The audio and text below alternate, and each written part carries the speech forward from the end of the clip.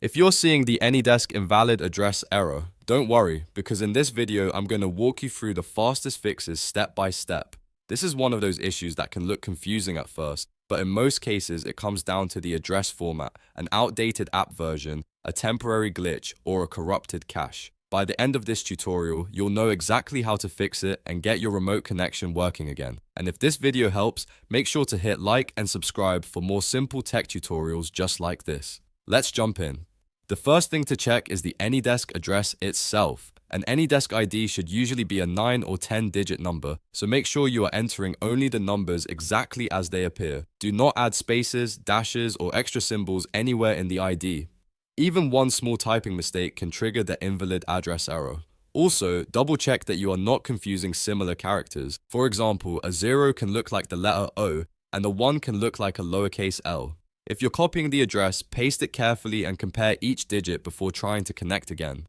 If the address format looks correct, the next step is to update AnyDesk to the latest version. Using different versions or an outdated version of the app can cause connection failures and address errors. To do this, go to the official AnyDesk website, download the newest version, and install it on your computer. If the other device you're connecting to also uses AnyDesk, it's a good idea to make sure that device is updated too.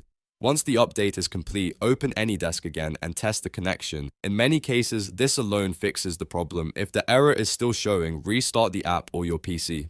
A quick restart can clear temporary memory glitches that may be blocking the connection. First, close AnyDesk completely. Make sure it is not still running in the background or sitting in your taskbar. If needed, check the system tray and fully exit the app. Then launch AnyDesk again and try the connection one more time.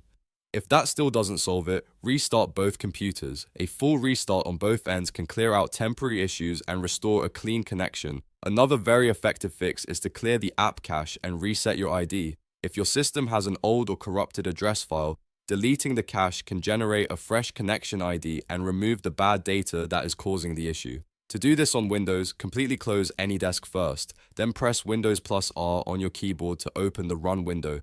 Type %appdata% and press Enter. Inside the app data folder, look for the AnyDesk folder. Delete that folder carefully. After that, open the AnyDesk again. The app gateway will create a brand new address for you, which can resolve problems caused by corrupted files or a broken cache. Once you've done these steps, try entering the AnyDesk ID again and see if the invalid address error is gone. In most cases, one of these fixes will solve it quickly. Start with the address format, then update the app, then restart, and finally clear the cache if needed. That order will save you time and help you narrow down the cause much faster. If this tutorial helped you fix the issue, please give the video a like, subscribe to the channel, and leave a comment if you want more AnyDesk troubleshooting guides. Thanks for watching, and I'll see you in the next one.